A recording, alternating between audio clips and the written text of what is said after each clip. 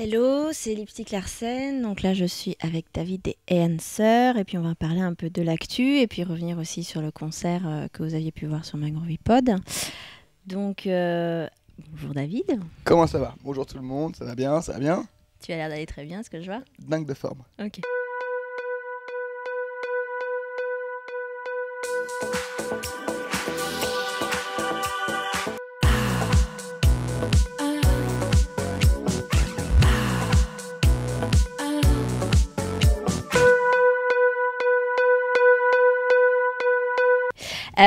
On y va, donc actu avec, maintenant, commence à dater, entre guillemets, 24 novembre. Comment ça datait déjà? 24 Vous avez vu, la novembre durée de vie d'un album, c'est 3 semaines maintenant. C'est fou. 24 novembre, nouvel album. Tu nous en parles un peu? Tu nous dis 2 mots? Ouais, pas de problème. Alors, qu'est-ce que tu veux que je te dise? C'est un album qu'on a fait, c'est le 4e album des Lancers. Ouais. Donc voilà, c'est un album, ça fait 1 an et demi on a travaillé dessus pendant 1 an et demi, on a fait participer plein de monde.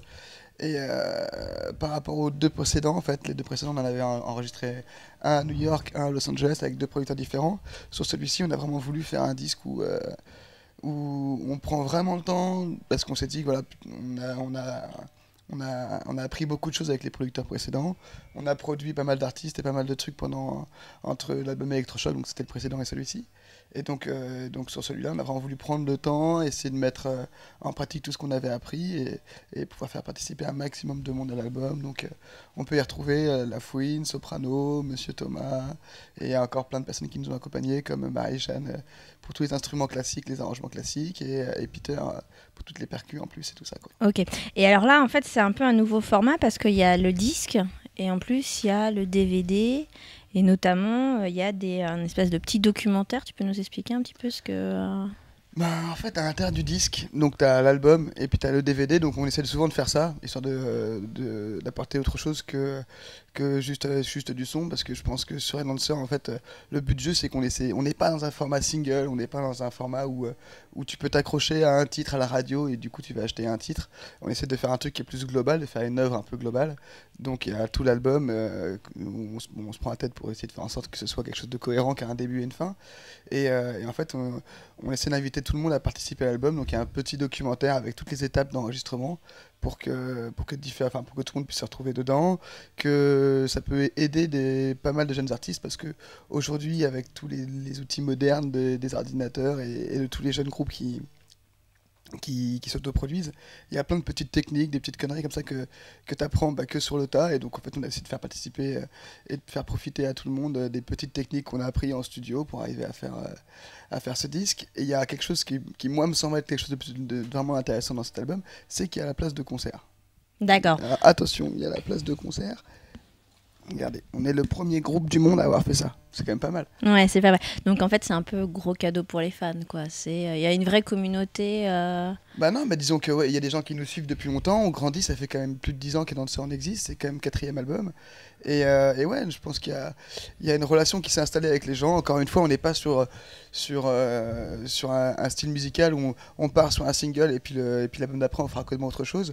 Je pense que les gens s'habitue à ce que chaque album des Lancers est assez différent. On essaie de faire une photo du moment, de nos vies, notre âge, des préoccupations qu'on peut avoir à différents stades de notre vie. Donc on est passé par des trips plus teenage, on avait dans la tête vraiment de foutre le bordel, de faire la teuf. Aujourd'hui on a grandi, on a mûri, on a des enfants, et il y a une grande partie de notre public qui nous suit depuis 10 ans, qui sont dans le même état d'esprit que nous, et donc ils grandissent avec nous. Et le but du jeu, c'est de pas leur faire, de pas refaire une formule qui existe et qui marche tout le temps. T'as des groupes qui font ça, ils ont une formule, ça marche, ils font ça pendant des albums. Nous, on fait des disques pour nous, on essaie de faire des disques qui nous ressemblent, sachant qu'on est déjà tous les musiciens arrivés à faire quelque chose de cohérent pour que cet album-là tienne. Mais donc voilà, on évolue, donc il y a notre public, il y a des gens qui nous suivent depuis très longtemps, il y a des personnes qui arrivent en cours de chemin et qui font une partie de l'histoire avec nous. Et donc voilà, je pense que le but du jeu, c'était de les investir au maximum et puis qu'ils puissent s'y retrouver. Et je pense que c'est une relation qui est intéressante, que tu peux avoir seul avec un artiste, c'est-à-dire que tu peux vivre, évoluer avec lui, être d'accord ou pas être d'accord, mais t'as un miroir, quoi. Je pense que c'est important, et donc c'est pour ça qu'on a mis une place de concert, parce que je pense que en plus de la musique dans laquelle tu peux te retrouver, ce qui fait la différence entre un artiste et son public, c'est les relations directes que tu peux avoir. Et donc pour nous en tout cas, ce qui est très important, c'est les concerts. Ouais, parle un peu de la scène. Voilà, donc pour nous c'est vraiment les concerts, c'est quelque chose qui est très important, parce que encore une fois, nos concerts c'est une somme d'accidents et c'est quelque chose qui nous plaît beaucoup. Mais non, mais c'est ça, c'est qu'on veut surtout pas, on s'organise un petit peu pour pas faire n'importe quoi parce qu'on est obligé quand même de faire d'avoir un fil conducteur sur le concert. Maintenant, voilà, on va dire que on se prépare pas, on n'a pas des costumes de scène avant pour être joli, on n'est pas, voilà, ce qu'on aime c'est Pas de avoir, séance de maquillage. voilà, il n'y a pas de séance de maquillage, on essaie d'être au naturel, d'essayer de faire passer ce qu'on essaie de faire passer quand on a écrit les morceaux, et c'est surtout d'échanger avec les gens pour qu'il y ait une relation directe, que tu as un souvenir. Moi, je pense que tu adhères à un groupe par rapport à ce que tu vis par rapport à lui. Donc c'est pour ça qu'on ne cherche pas à vendre des millions d'albums parce qu'on n'a pas envie de ressembler aux millions de personnes qui vivent en France. Mais il y a une certaine partie de la population. Enser est un groupe élitiste, attention. Non, mais voilà, il y a des gens avec qui on se sent bien, qui sont d'accord ou pas avec nous, mais qui vivent les mêmes choses que nous au même moment. Et c'est pour eux qu'on le fait et pour nous surtout. Et donc, ouais, je pense que le but du jeu là-dedans, c'est que tu puisses avoir un instant, le live, une émotion que tu partages avec des gens. Et pour moi, l'album vient après. Et c'est l'album que tu t'achètes. Tu peux revivre cette émotion que tu as vécue une première fois sur le live. Et donc voilà, c'est pour ça qu'aujourd'hui on nous dit beaucoup que c'est la crise du disque, c'est la crise de l'industrie du disque, ça on est d'accord. Maintenant c'est pas la crise des artistes et nous on est convaincus qu'on en vende beaucoup ou peu, et ben les gens qui auront vécu des moments et dont ils ont envie de se rappeler, ils continueront à acheter des albums. Mais donc, voilà, quoi. vous fonctionnez d'une certaine manière, vous faites de l'autoprod. Ouais, bah après ça dépend. On va dire que c'est autre chose, on essaie d'être intelligent. C'est-à-dire on a été autoproduit, on a signé d'abord chez BMG, ensuite on a fait notre album, les 2 albums chez Barclay. Et c'était dans une période où justement cette industrie il sortait de Star Academy et de tous ces gros coups pubs. Et donc ils avaient besoin de se justifier une certaine crédibilité, machin, et donc on a pu aller sur un label qui est super, qui s'appelle Barclay, qui est un label qui s'occupe de Noirdes, de Zebda, de Vanessa Paradis, qui font des artistes très cool, et donc à ce moment-là, je pense que ils cherchaient justement à développer des choses un peu différentes pour équilibrer tout ce que peut faire Universal en coût marketing un peu pourri. Et donc on en a profité pendant 2 albums, on s'est fait des super copains, il y a vraiment des gens avec qui on garde des super bons souvenirs chez Universal, chez Barclay et dans plein de labels d'ailleurs. Aujourd'hui on est donc dans la crise de l'industrie du disque et pour nous c'est pas intéressant de travailler avec des gens qui ont trop de pression, qui passent leur temps à se faire virer de leur taf et qui au bout d'un mois doivent avoir un seuil de rentabilité par rapport à un album. Nous on s'en fout que l'album marche tout de suite ou marche dans 6 mois, dans un an, c'est une œuvre. Si elle marche dans 20 ans, c'est pas très grave, c'est comme un tableau, hein. C'est quelque chose qu'on a fait là, voilà, ça prendra de la valeur le jour où ça aura de la valeur et puis c'est tout, hein. Donc voilà, donc on a choisi, après 3 albums, enfin un premier autoproduit qu'on a revendu, puis 2 albums en major, de négocier très simplement avec le patron de Barclay pour récupérer de l'argent, pour pouvoir développer et pour pouvoir être autonome sur la production de cet album. Maintenant peut-être que les prochains on fera autre chose. Disons que pour l'instant, vu la conjoncture actuelle, la crise du disque et voilà, et le fait qu'on médiatise de moins en moins les artistes spé parce qu'il n'y a plus d'argent, et ben, excusez-moi, et ben, on a essayé de développer un petit label donc on appelle Nowhere Prod, qui est la transformation du collectif qu'on avait avant, qui nous permet de développer justement des artistes spé sur lesquels on a envie de mettre un focus parce que le fait d'une crise, il ne reste plus que des artistes très marketés qui sont souvent très lisses, souvent trop lisses d'ailleurs, qui sont vraiment pourris en fait. Non, et voilà, et donc il manque pour une certaine partie des gens qui représentent tout ce qui peut être la musique en France, un côté un peu plus en dedans. Donc c'est vrai que on a fait ce label-là. Maintenant, ce label-là, encore une fois, on peut pas produire 15 albums par jour, donc on a travaillé sur le DVD Nowhere qui est sorti juste avant, on a beaucoup travaillé sur l'album des Lancers qui est là, et la suite c'est un projet justement regroupant plusieurs groupes de la nouvelle scène rock qu'on essaye de mettre en avant. Ok. Donc dans la deuxième partie de l'interview, je vais te montrer un objet, te faire écouter un son, Ouais. et te remontrer aussi une image, et je voudrais que tu me dises ce que ça t'évoque, voilà. Ça roule. Allez, le premier, justement, on parlait de Nowhere Prod. Ouais. Donc, ok. Donc, qu'est-ce que c'est ? Qu'est-ce que c'est ? Ça, c'est le premier logo qu'on a fait. C'est le logo d'ailleurs de la Team Nowhere. Alors, parle-nous de cette team. Alors, la Team Nowhere, en fait, de ce qu'elle est, de ce qu'elle fut, d'ailleurs. Où est-ce que ça en est, tout ça ? Eh ben justement, ça évolue avec nous, en fait. Si tu veux, en fait, à la base, ça a été le collectif donc, qu'on a monté à l'époque Donc voilà, on sortait de l'adolescence où on y était encore même pas mal. Non, donc voilà, en fait, ça a été 10 années sur lesquelles on a développé plein d'artistes, mais en fait, c'était un peu. Je dis que ça a toujours été un peu un bluff parce qu'en vrai, ça n'a jamais été vraiment ni une association, ni un collectif, ni rien. C'était vraiment une bande de potes. On était plusieurs, dont les musiciens de Playmo, d'Acme, de Wonjo, de Vegastar. En fait, c'est toute une bande de potes. On a tous travaillé ensemble. On a essayé de faire émerger un mouvement parce que nous, on est arrivé. On a commencé vraiment à travailler et à faire des concerts à l'époque où sur les groupes rock durs français on sortait un peu de la vague tout ce qui était Lofofora, No One Is Innocent, tout ça, et donc nous on se reconnaissait pas là-dedans même si c'est des gens qu'on estime et qu'on croise souvent sur la route. Voilà, donc on avait une autre vision du rock. Moi perso j'écoutais pas de rock français avant de faire Enhancer. T'écoutais quoi? Bah, je sais pas, quand j'étais petit, j'écoutais NTM et Nirvana en fait. D'accord. Je me reconnaissais un peu dans une partie des textes d'NTM et on va dire dans la fougue et dans le côté un peu rentre dedans, voilà, rentre dedans, scandé, on va chercher les gens, on dit des trucs qu'on jette un peu à la tête des gens, ça m'a toujours plu. Et puis après, dans l'énergie, d'un groupe comme. Je dis toujours Nirvana parce que c'est le cliché quand t'es au collège, mais voilà, en gros, on écoutait du rock américain et du rap français, quoi. Et encore, ça dépend quel rap, mais une partie de rap français. Donc voilà, et après, donc il y a eu ce collectif, donc il y a eu toute cette organisation, on a tous commencé à travailler ensemble, à être très soudés. On a fait, voilà, on a été un petit peu là où personne n'a été trop à l'époque, c'est-à-dire que le rock était très individualiste, était très revendicateur, était dans un délire un peu auto-centré sur lui-même, et nous, nous, on était dans la recherche tellement un truc de collectif, d'essayer de créer une scène, un engouement, et qui soit ouvert à un maximum de personnes pour essayer de vivre, encore une fois, des moments volés un peu, c'était ça. Donc voilà, et donc on a monté ce collectif qui a grandi. Après on a eu plein, au début ça a été très très très dynamique, on était toujours tous ensemble en train d'essayer de trouver des solutions pour arriver à monter des événements et à faire un maximum de choses. Après on a eu l'opportunité donc tous de signer dans des maisons de disques différentes, parce qu'on n'a jamais voulu à l'époque être justement un label ou être une structure de tourneur pour pas s'embrouiller entre nous. C'est vraiment été Nowhere, c'était entre nous, et après il y avait l'industrie, le marketing, tout ce que tu veux qui travaillait autour. Donc voilà, après on a eu tous nos activités parce que quand tu signes la maison de disques, ben voilà, tu as des albums à faire, des tournées, les clips, tout ça. Donc après on a été pris un petit peu là-dedans. Et puis au bout de 10 ans, naturellement, tu as des groupes qui se sont arrêtés, tu as des vocations qui ont changé, des relations entre les personnes qui évoluent, tout ce qui est le plus normal, hein. Je pense qu'il y a 10 ans, je ne suis pas sûr que tu avais exactement tous les mêmes copains qu'aujourd'hui. Mais voilà, et donc du coup on l'a fait évoluer, on l'a transformé en Overprod, donc le label sur lequel on a travaillé, donc le nouvel Enhancer. Voilà, donc a pour but de développer un peu des choses. Il y a eu plein de gens, tout a changé, en fait, tout a évolué, et donc on a monté après différentes structures, donc comme la structure HK, où on est aujourd'hui ici, donc où on fait des clips, des projets de long métrage, et on travaille toujours en fait avec les mêmes équipes qu'à l'époque de la team, c'est-à-dire qu'aujourd'hui on part sur des projets de clips avec le chanteur de Playmo, on essaie de travailler sur des longs métrages, on a 3/4 des gens qui nous suivent et qui sont avec nous dans la team Nowhere, qui travaillent avec nous sur d'autres projets, quoi.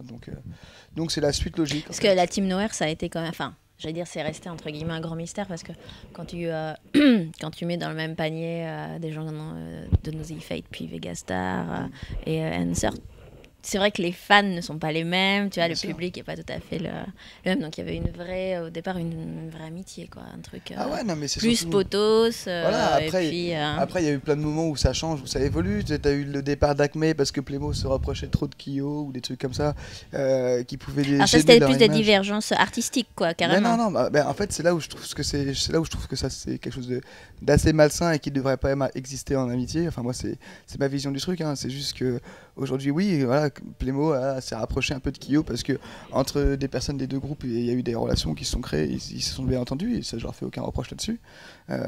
Maintenant, voilà, et Enhancer, nous, dans notre clip de Cinglé à l'époque, justement, on montrait que nous, au sein du même collectif, on s'amusait à se moquer d'un des clips de Kyo pour montrer que dans un même collectif, on pouvait avoir des goûts et des avis différents sans que ça crée de problème, parce que ça reste nos amis.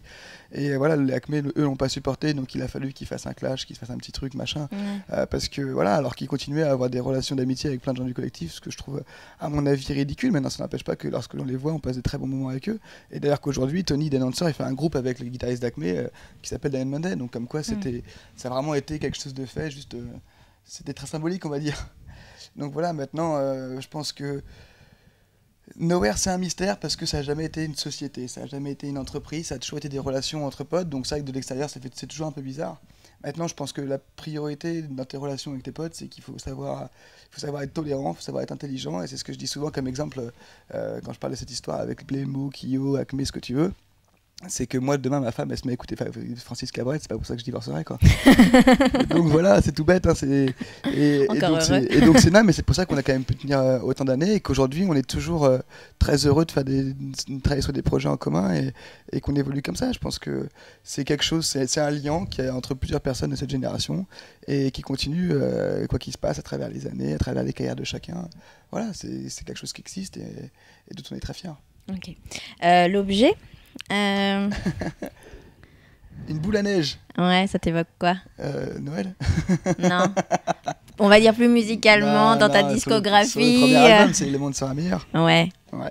Alors parle-nous un peu de l'évolution du message. Tu disais que c'était plutôt kids au départ, mais vous gardez quand même cet esprit un peu, je veux dire, enfantin. Ouais, non, bah, dans les concerts, regarde, ça saute par exemple, de il y a un partout. truc qui est marrant, c'est qu'à l'époque des Le Monde Sera Meilleur, tu avais donc la boule à neige dans laquelle il y avait la petite Alexia, donc qui était en fait la première petite qui est née de notre bande de potes en fait. C'est un pote à nous et donc c'était sa fille. Et donc son premier album des Lancers, on était tous très contents de qui est Alexia, donc la petite qui était là, donc qui était née quelques années avant parce qu'elle avait déjà, je sais plus, 3-4 ans au moment où on a fait la photo. Mais donc voilà, c'est encore un truc qu'on voulait rendre à nos potes et à notre vie de tous les jours. Aujourd'hui c'est Nel, donc c'est mon fils. Qui est sur le dernier album, donc les gens vont se dire ouais ils ont évolué, ils ont changé. En fait au final quand tu prends les 4 albums, y a une cohérence. Maintenant et Le Monde Sera Meilleur, ouais ça a été un moment, ça a été un album qui n'était pas maîtrisé, on a sorti, on a braillé, on avait besoin de jeter un peu à la gueule des gens tout ce qu'on avait, comme des adolescents qui gèrent mal leurs émotions et quelque part c'est génial, toi, j'adore ce disque et il était super que pour ça et je sais qu'il y a plein de gens qui l'a marqué. Maintenant, j'avais pas du tout envie, ni moi, ni aucun des annonceurs, d'essayer de travestir ce truc-là, alors qu'on a évolué, qu'on avait signé des maisons de disques, qu'on avait d'autres visions et qu'on vivait d'autres choses importantes pour nous, et d'essayer de copier ce truc qui était très naturel et très instinctif à l'époque. C'était pas du tout le but du jeu. Donc après, les albums ont évolué, on va dire que... Et Le Monde Sera Meilleur, c'est voilà, on sort, on jette plein de trucs à la tête des gens. Ensuite, il y a eu Street Trash, c'était le moment où on a signé un peu en maison de disques, on est parti aux États-Unis, il s'est passé plein de choses, on était dans un engouement. Après, il y a l'album Electrochoc, qui est beaucoup plus, on va dire, dansant, électro que les deux précédents. Et en fait, c'est la photo de tout ce qui s'est passé en tournée. On a passé quand même, du coup, 4 ans en tournée entre Electrochoc et entre Street Trash et Le Monde Sera Meilleur. Et donc, c'est tous les afters, tous les moments qu'on a partagés avec plein de monde. On avait envie de faire la fête. Donc, c'était Electrochoc. Et puis, à la fin d'Electrochoc, il y a eu 2 ans où on a pris le temps, on a grandi. Il y a eu les présidentielles, il y a eu plein de choses qui se sont passées dans le climat social et écologique qui nous ont permis d'avoir une vision différente. Et voilà, encore une fois, je pense qu'on ne souhaite pas reproduire une formule qui marche et on essaie d'être à chaque fois le plus sincère au moment où on écrit, quoi. Donc tous les albums pour moi ils ont une place parce que c'est des albums de famille, quoi. C'est des photos à l'époque. Ah, à l'époque j'étais comme ça, à l'époque je disais ça. Voilà, maintenant il reste un lien entre Désobéir aujourd'hui et Le Monde Sera Meilleur à l'époque. C'est qu'on a eu toute une période de notre vie où voilà, on essayait de vivre un maximum de choses, de faire la fête, de faire les cons le plus possible, de se bourrer la gueule et tout ça. Et t'as une phrase de la FF qui le revendique vachement bien et que je trouve mortelle.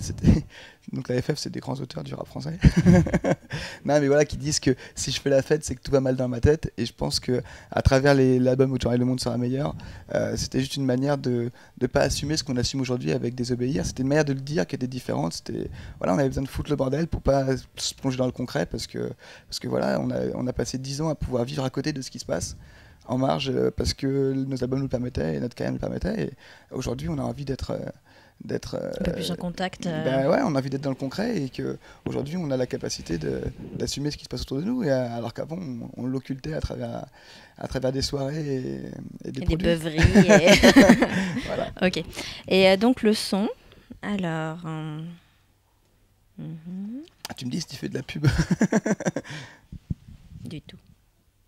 On y va.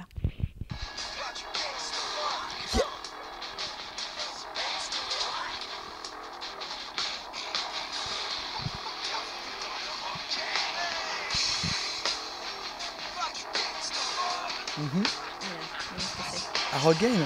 Ouais. Ah, un rock game, c'est un exutoire. C'est un morceau très spécial. Gros buzz sur le net autour de la vidéo. Il y en a qui se sont pris des pelles dans la gueule, si j'ai le souvenir. D'autres qui se sont fait tronçonner. Voilà. Non, mais après, c'est... voilà, encore une fois... Il y a 2 choses sur ce morceau dont tu me parles. C'est, entre guillemets, le message. Tu m'as parlé des artistes un peu trop lisses. Et la collaboration.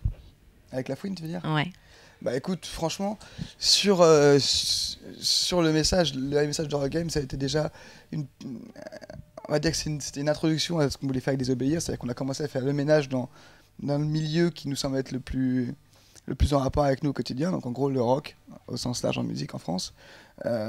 Ensuite on est parti plus sur la France et sur d'autres choses dans les autres thèmes de l'album Désobéir.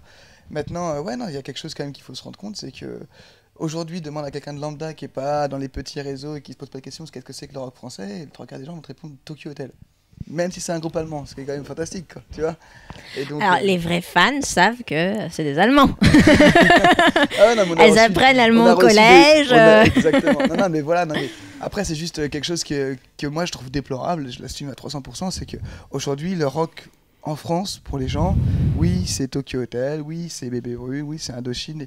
Et on va dire qu'il n'y a plus vraiment de sens au mot rock. Aujourd'hui, le mot rock en France, c'est surtout un atout marketing. On va dire que c'est une niche pour les anciens de la Star Academy, parce que comme ça ils se sentent un petit peu jeunes, un petit peu encanaillés, et en même temps ils prennent pas de risques, parce que s'ils disent qu'ils font du rap, ils se font taper dessus par les rappeurs. Et donc voilà, non, mais je pense que c'est quelque chose qu'en France, oui, le rock français est mort, ça y est, je le décrète, je l'officialise. Non, mais faut le savoir, voilà. Alors ça veut dire quoi le rock français? Ça veut dire le rock en français ou Non, le rock français, non, parce que les rockers français sont des tafioles, c'est tout simple. Oh putain, Johnny Hallyday va descendre. Non, mais qu'est-ce que tu veux que je te dise? Écoute, on va dire que après, je m'en fous. En vrai, que le rock, ce soit une guitare ou autre chose, moi, je me suis juste rendu compte parce qu'on a tourné avec Joey, parce qu'on a rencontré plein de gens d'autres milieux, de l'image qu'avait le rock. En vrai, c'est vrai que ça passe souvent pour un caprice d'adolescent minable. À l'heure actuelle, ouais, avec le baby rock et voilà, tout machin, ça a été qui n'arrive pas à se remettre de sa première relation amoureuse. Enfin, tu vois, des trucs. Voilà, et je pense que le rock, ça va beaucoup plus loin. C'est quelque chose d'assez naturel, d'assez pur, c'est des émotions.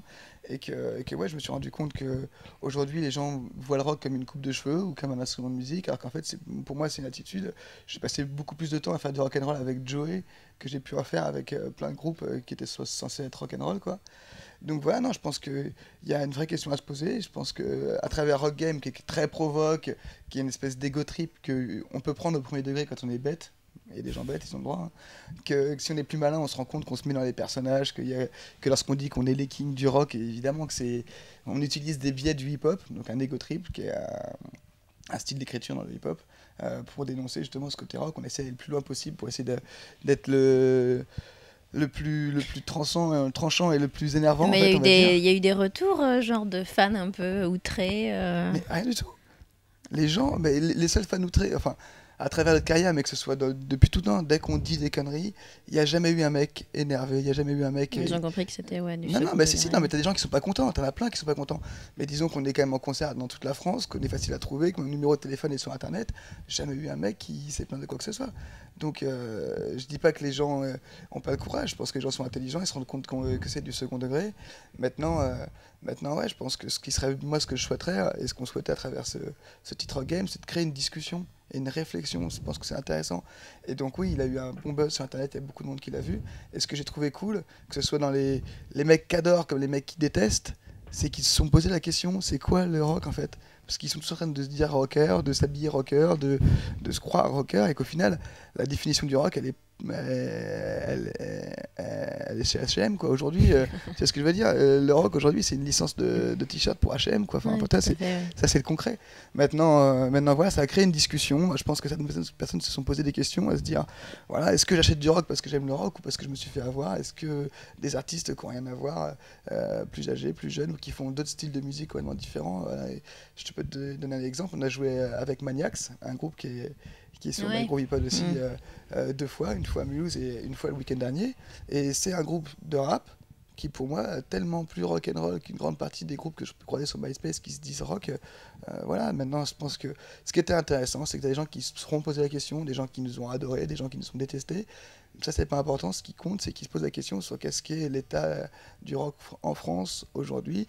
Et voilà, après, chacun en tire ses conclusions. Et je pense qu'en tant qu'artiste, l'intérêt, c'est d'aider les gens à réfléchir, à penser, parce qu'on a le luxe d'être à l'extérieur et d'avoir moins de contraintes quotidiennes. Et du coup, on peut se poser des questions qui est plus difficile quand tu te lèves à 7h le matin et que tu finis à 21h. Te dire, tiens, en fait, je me prends la tête sur qu'est-ce que font les autres. Non, voilà. Nous, c'était notre version du truc, on l'a fait, on l'assume à 3000%. Maintenant, encore une fois, c'est pas une agression envers les personnes. C'est-à-dire qu'à travers notre clip, on le pousse à l'extrême parce qu'on est comme ça et qu'on n'a pas envie de s'auto-censurer et de pas le faire. Maintenant, évidemment, c'est pas une agression envers Nicolas Sirkis. Ça reste du grand guignolesque, quoi. Voilà, j'ai pas du tout envie que des gens aient découragé Nicolas Sirkis Master Kiss, ou j'ai rien contre les bébés brunes que je connais pas. C'était les bébés brunes parce qu'on a tapé sur un symbole. Ça aurait pu être Nast comme je sais pas qui, si à ce moment-là, Second Sex, voilà, si à ce moment-là c'était eux qui auraient été mis en avant. Je pense que ouais, s'attaquer aux gens enfin, voilà, c'est un symbole. Comme il y a des gens qui nous ont adorés, d'autres qui nous ont détestés à l'époque de Nowhere, au moment où on a été le plus médiatisés, et il faut l'assumer. Moi, ça me dérange pas. Moi, je sais qu'un mec qui va se moquer de moi, j'aurais pas de problème à aller le voir, à l'appeler, à discuter avec lui pour savoir qu'est-ce qui se passe. Une personne m'appelle de quoi que ce soit, il y a pas de problème. Maintenant, la question qu'il faut se poser, c'est oui, c'est lorsque tu fais un premier album, que tu sors un live à la fin de l'année et que tu es parti sur un best-of, alors que tu n'as pas encore fait un disque, à un moment, il faut peut-être se poser la question, est-ce que c'est moi qui décide de ce que je fais, ou est-ce qu'on fait les choses pour moi, et est-ce que je sais où je vais, quoi. Et comment la fouine alors s'est posée là-dessus? Comment la fouine, la fouine, alors la fouine justement, c'est un pote à nous qui était déjà avec nous à l'époque d'Electrochoc, qui est dans le clip de Dirty Dancing. En fait, quand on regarde le clip de Dirty Dancing avec une DDR, t'as la fouine en plein milieu qui fait le con. Et donc voilà, on était à la boîte de prod ici, d'ailleurs on était ici, la veille du jour où on partait sur le tournage de Rock Game. Et il passait, parce qu'on faisait des cons, on partait sur des projets, on parlait de son, on parlait de plein de trucs.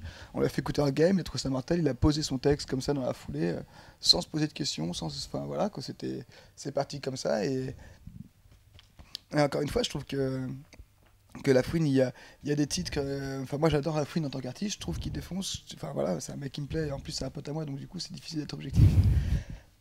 mais voilà, je pense que il a très bien traduit le truc tout de suite en se posant la question, sans se prendre la tête. Ils ont des problèmes similaires dans le rap, donc voilà, ça n'a pas été très difficile pour lui de réinterpréter ça. Maintenant voilà, je pense qu'il a rempli son taf, il l'a fait trop bien, et que dès qu'on aura l'occasion, il sera avec nous sur scène ou n'importe où pour le défendre, pour le tourner, on devait tourner un clip là-dessus, mais en fait lui il était sur d'autres tournages parce qu'il tourne pour Banlieue 13, 2 et 3 en ce moment, donc c'est plus difficile. On va dire qu'on a vachement de mal à lutter contre Besson. Ça manque de moyens. Exactement. Donc voilà, mais non, mais donc on était parti. C'est vraiment, encore une fois, c'est un truc qui se fait naturellement. Le morceau, il existait sans la fouine. C'est pas un truc qu'on a fait exprès pour lui en se disant, on va faire un plan marketing, on va le faire venir, nanana. Voilà, il était là, on lui a fait écouter le titre, il a fait, ouais, c'est mortel. On a fait une version rock, une version rap, parce qu'il était là. Maintenant, la version rap, musicalement, il n'y a pas de différence. Enfin, toi, on garde la même musique, c'est juste qu'il y a un refrain qui change parce que c'est sa vision du truc. Mais comme quand on a fait le morceau avec Sopra, le morceau qu'on a fait avec Sopra, c'est un morceau sur lequel on a commencé à travailler. On n'a pas trouvé de solution au sein des lancers sur le refrain. Donc parmi l'album, il y a plusieurs morceaux comme ça qu'on a mis de côté parce qu'on ne les a pas aboutis. Et c'était Sopra, pareil, sur un tournage, on lui faisait écouter des trucs, il a trouvé ça mortel, il a trouvé une idée tout de suite. Et donc il a pesé sur ce morceau qui est sur l'album. Voilà, c'est lui qui a trouvé la solution, qui a défait le nœud qu'on n'avait pas fait. On a essayé 1000 fois de chanter, nous, un petit peu pop et tout. On s'est dit, oh, c'est pour grave. Donc voilà. Donc, du coup, on a laissé faire Sopra qui l'assume et qui le fait très bien.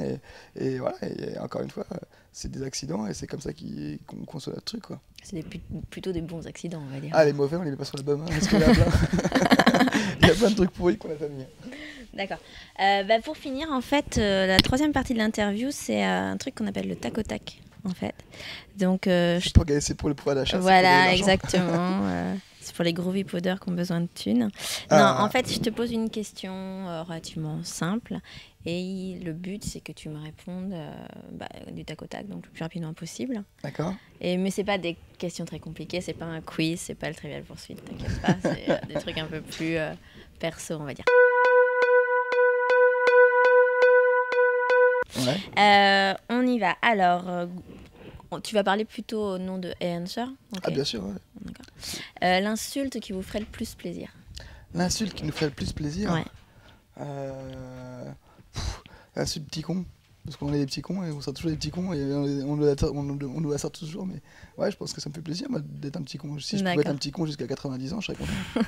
Le compliment qui, au contraire, vous emmerde bien, franchement. Le compliment qui, au contraire, emmerde bien. Je sais pas, vous êtes génial, vous êtes des monstres, vous êtes mortels, rien du tout, on est comme tout le monde. D'accord. Le conseil de vos parents que tu n'aurais pas dû suivre. Le conseil de mes parents que je n'aurais pas dû suivre. Attends, parce que mes parents, pour l'instant, les conseils, ils m'en ont pas donné beaucoup. Des conseils que nos parents ne auront pas donné, qu'on n'aurait pas dû suivre. Ouais. Parce que le problème, c'est qu'on n'en a pas suivi beaucoup, je crois qu'on n'en a même pas suivi du tout. Non, je sais pas. Franchement, je sais pas quoi te dire. D'accord. Le disque que tu as eu honte dernièrement d'acheter ou de télécharger. Ah, de télécharger. illégalement, j'en télécharge plein tout le temps, j'adore ça. Non, alors je veux un artiste, je veux quelque chose que tu aimes et qui est honteux Qu'est-ce que je peux d'écouter. dire Ah ouais, si, non, tout con, ce week-end, ils m'ont foutu la honte parce que j'avais mis Lady Gaga. Just Dance. Voilà, exactement, juste avant de monter sur scène et que tout le monde m'a hué, donc voilà, pourtant j'aime bien ce titre, hein, et voilà. Pour quel échec aimerais-tu qu'on te félicite? Pour quel échec? Pour mon échec scolaire, c'était génial. Le talent que tu n'aimerais pas avoir. Le talent que je n'aimerais pas avoir. Putain, si j'ai du talent, déjà, c'est quelque chose que j'en sais rien du tout. Le talent que j'arrive pas à avoir, j'en sais rien du tout. La chanson populaire que tu aurais aimé chanter. La chanson populaire que j'aurais aimé chanter. Le bon gros tube que tu aurais aimé. Le bon gros tube que j'aurais aimé. Si, les connards de Michael Youn, je pense qu'ils nous allaient bien. Par qui apprécierais-tu d'être détesté? Par qui j'apprécierais de détester? Ouais. Je sais pas, on les a déjà tellement mis dans nos clips que... Non, Nicolas Sirkis. Non. En fait, franchement, ça ne m'empêche pas ni de dormir, ni de quoi que ce soit. Par qui j'apprécierais de détester? Je sais pas, notre nouveau président, ça m'irait très bien. Ça te va? Ouais. Et la dernière question qu'il faudrait pas que je te pose. La dernière question qu'il faudrait pas que tu me poses.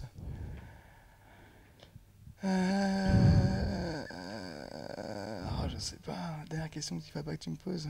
Non, mais j'ai pas envie d'être blessant. C'est bientôt fini. Hein? C'est bientôt fini. Voilà, très bien. Non. Bon, allez, on arrête là.